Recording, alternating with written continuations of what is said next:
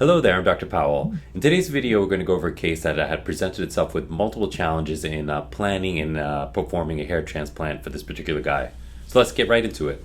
From this photo, it's very obvious to see he's got some significant advanced hair loss.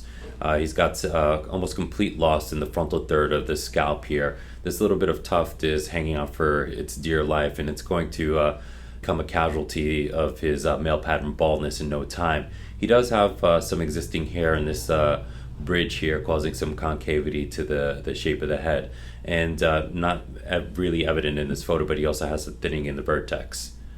So you can see from this photo alone that he has several aspects that will make his hair transplant procedure more challenging.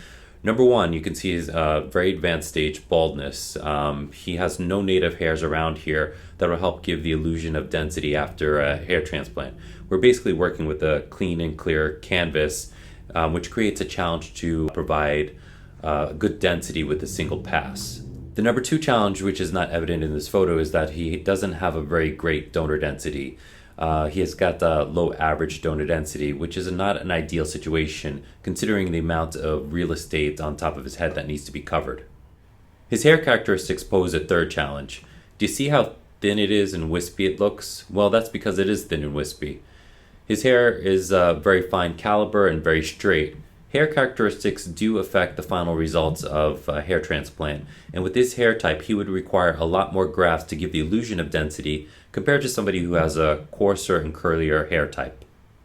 And finally, the contrast between hair color and skin color also affect the results of a transplant procedure. For him, he has a very high contrast between his dark hair color and his very pale skin. Makes it more challenging to give him the illusion of density.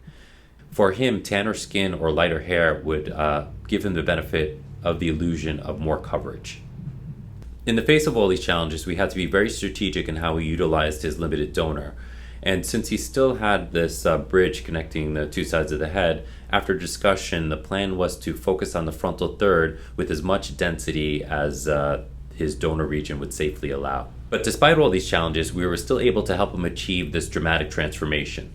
This is only 6 months after the transplant procedure, and there's already a night and day difference. We reframed his face using a conservative hairline, and already at this early stage of maturation, there was a marked improvement of the density in his frontal scalp.